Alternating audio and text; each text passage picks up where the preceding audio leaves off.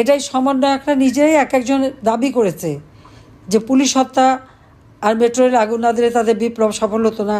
কেউ বলেছে বিটি ভবনে সে আগুন দিয়েছে, কেউ বলছে বিআরটিসি ভবনে আগুন দিয়েছে, কেউ বলছে সেতু ভবনে আগুন দিয়েছে। সব কিন্তু ওরা স্বীকার করেছে, আপনারা দেখবেন।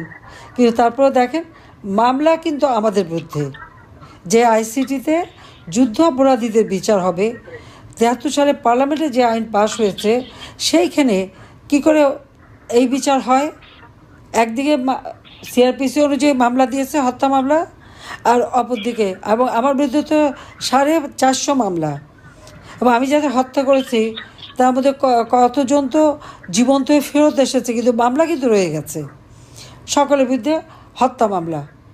অর্থাৎ আওয়ামী লীগের নেতাকর্মী, ইউনিয়ন, উপজেলা, জেলা, কারো বাড়ি ঘর নেই, আগুন দিয়ে জ্বালিয়ে দেওয়া, ব্যবসা প্রতিষ্ঠান, ইন্ডাস্ট্রি সবই জ্বালিয়ে দিয়েছে। কয়েক লক্ষ শ্রমিক বেকার।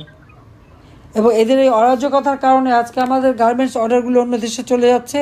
আজকে শিল্পটা বন্ধ হতে বসেছে, সব শ্রমিকরা বেকার।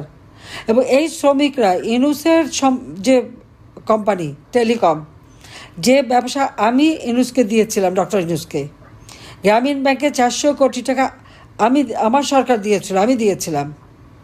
কোথায় গেল সে টাকা? অডিট রিপোর্টে কোনো হিসাব পাওয়া যায়নি।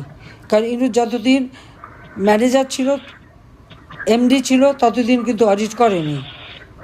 গণভবন তো সরকারি, আমরা এক কাপড়ে বেরিয়ে এসেছি, সেটা সমানে লুটপাট এবং আগুন দিয়ে পোড়ানো। আজকে যতগুলি আওয়ামী লীগের নেতাকর্মীকে হত্যা করেছে, আমরা কই সবাইকে হয়তো পাচ্ছি না। তাদের লাশ গুম করেছে ইউনূস।